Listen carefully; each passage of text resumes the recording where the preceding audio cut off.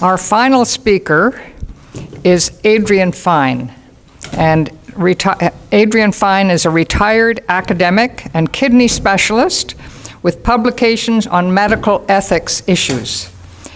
Long past participant in pro-Palestinian activities, including independent Jewish voices in Winnipeg and now in Victoria. He has given several presentations to Unitarian congregations on the Israel-Palestine issue. Adrian will describe the difficulties of challenging widespread anti-Palestinian tribalism.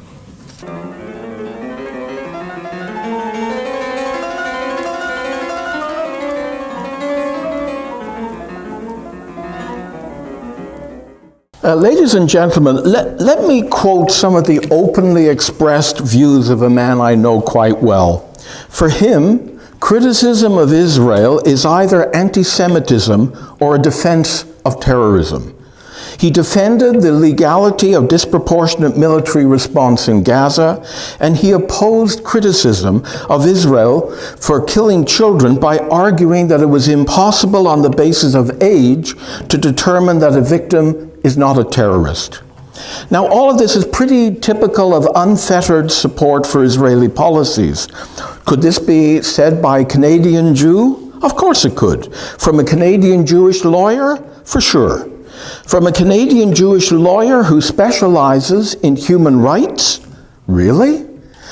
And from a famous Canadian Jewish lawyer who, on the basis of his human rights record internationally, was nominated for a Nobel Peace Prize.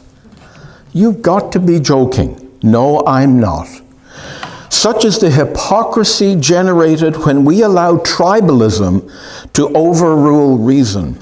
Now, we can get angry at the widely publicized guarantee of American support for Israeli policies, but as Canadians, we need look no further than into our own mirror. For me as a Canadian Jew, the experience is painful. We have become part of the problem.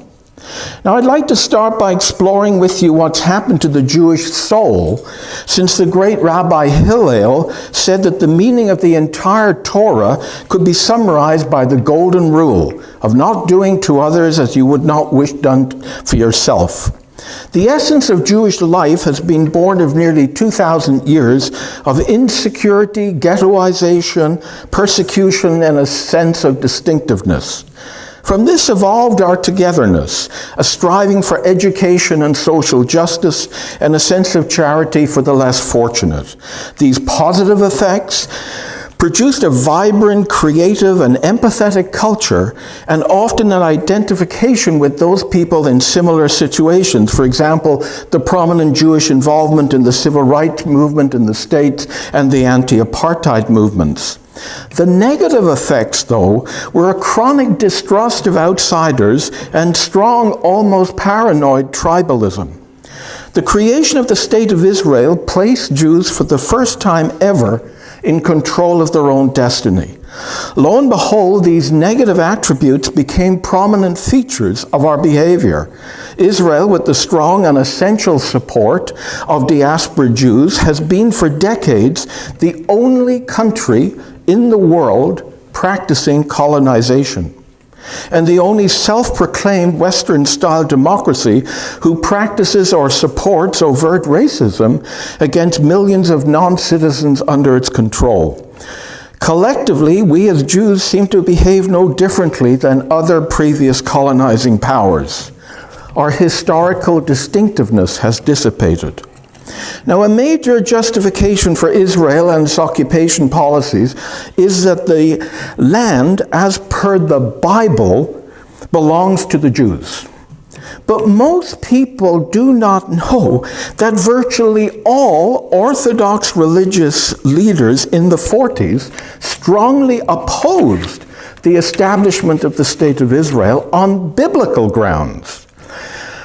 Interestingly, the Zionist leaders were paradoxically not only secularized, but they were anti-religious. A famous Hasidic rabbi gave several reasons for the opposition. Only God could give Israel to the Jews. And the important prayer that we say daily, next year in Jerusalem, did not mean the geographical repossession of Jerusalem, but the religious aspiration to return to the awesome spiritual heights of the time of the Jerusalem temple. Without that yearning, the spiritual meaning and practice of Judaism would fall by the wayside, he said. And he was right. Israel, not Judaism itself, has now become the major focus for most Jewish organizations and synagogues in Canada and elsewhere. With painful irony, Israel's ultra-Orthodox politicians now exert extraordinary and disproportionate political power.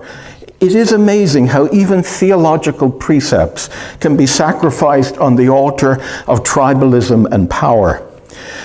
Israel and many Jewish organizations worldwide have been extraordinarily effective with their propaganda to counter criticism. They label criticism of Israel as anti-Semitism. We all agree that anti-Semitism is one of the great scourges of history of humanity.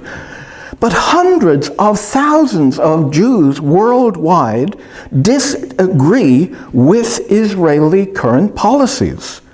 The Israeli national newspaper, Haaretz, vilifies the occupation and openly describes it as apartheid. The accusation of anti-Semitism is clearly nonsense, but this label has stuck to Canadian politicians like a wet rag. This has resulted in such sensitivity to hints of anti-Semitism that reasoned debate on Israel is rendered mute, as in government discussions on BDS. Israeli leaders and huge numbers of diaspora Jews often play the victim complex. Only Israel can prevent another Holocaust, this one perpetrated by Arabs. But Israel, with its incredible military prowess, has never, in the past half century, been in danger of annihilation, not even just before the 1967 Six-Day War. There is no realistic existential threat. And then there is the refrain, how can people so selectively and repeatedly criticize Israel when so many other countries commit far worse human rights violations than Israel, such as Syria, Myanmar, Sudan? The rebuttal to this is straightforward. None of those countries proclaim themselves to be democracies. None of their leaders are invited to talk to the entire USA Congress.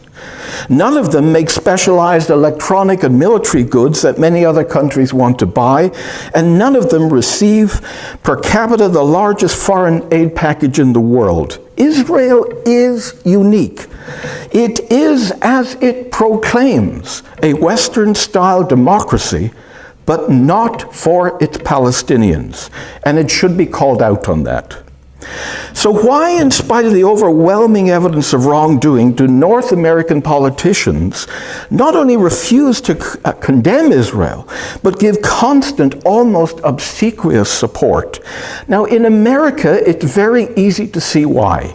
AIPAC, by far the largest pro-Israeli lobby group, often described as the most effective lobby group in America, pours millions of dollars into every election.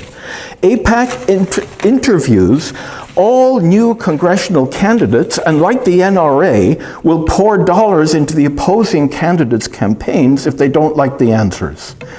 A high percent of the wealthiest Americans are Jewish, so the Jewish-owned companies can pour unlimited dollars into election coffers. There's also a kind of commonality of historical aspiration, pioneering, conquering, developing, standing firm, exceptionalism, isolationism. Also shared, but not admitted openly, is a prejudice against Arabs, so often stereotyped in Hollywood movies as foreign devils, bearded terrorists, and billionaire corrupt sheiks. And then there's the evangelical vote. 50 million people who believe the conquering of the land by the state of Israel for the Jews is part of the divine plan for the second coming. But Canada does not have those electoral factors. Only 1% of Canadians are Jewish, only 2% of our Ottawa politicians are. Very small numbers. We have extraordinarily strict limits on financial contributions to elections or political parties. So money is not buying pro-Israeli votes, at least openly.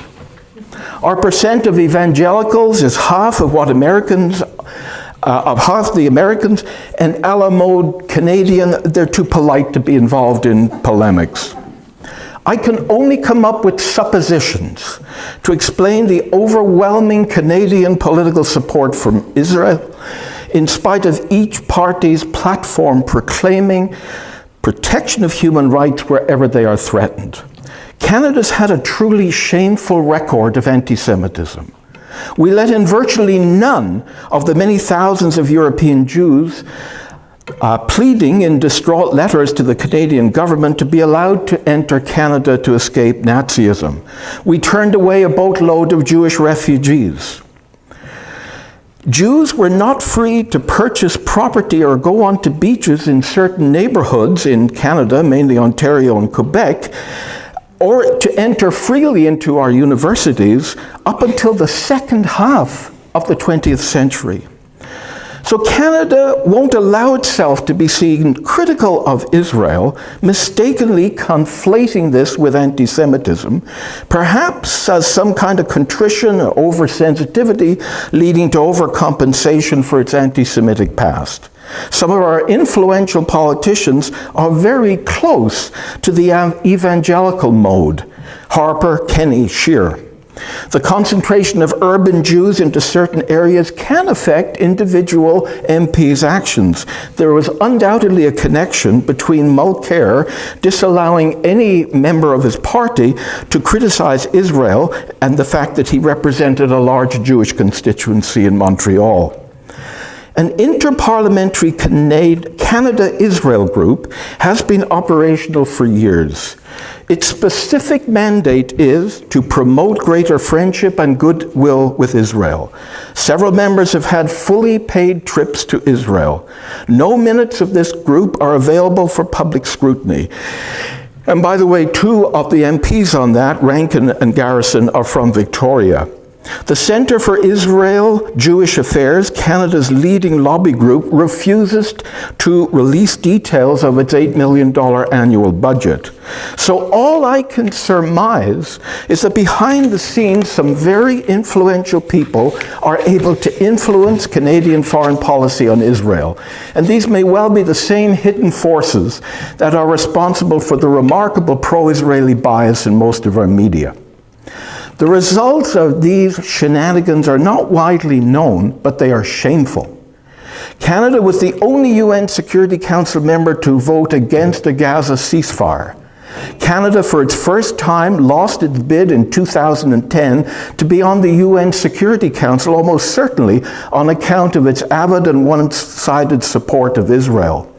The government support of Kairos, a multi-church human rights organization, was stopped because of one of the many projects it supported was human rights for Palestinians.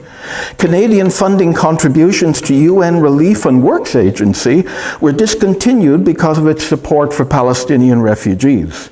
The Rights and Democracy Committee was specifically mandated to promote Canadian foreign policy by supporting the rule of law in troubled countries. Harper replaced several members of that committee by hardline pro-Israeli supporters, which resulted in cancellation of funding support for B'Tselem, internationally recognized as the leading human rights organization in Israel.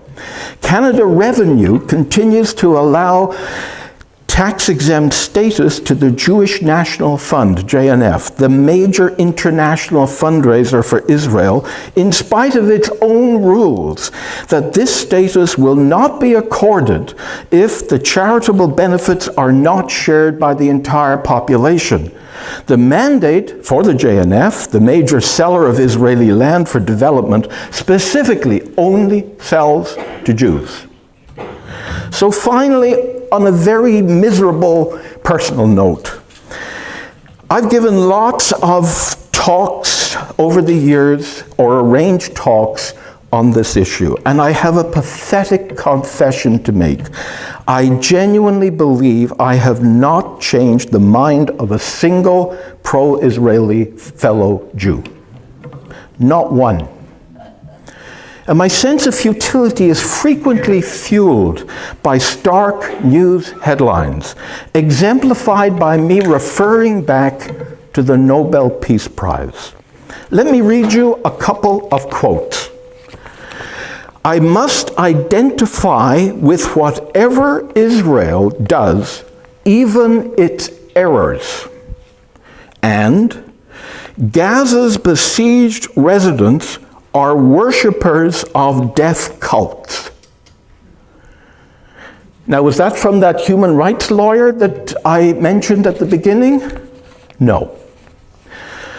This was spoken by someone widely described as the moral conscience of the world, the Nobel Peace Prize laureate Elie Wiesel. This tribalistic hypocrisy, for me, is overwhelming. Thank you.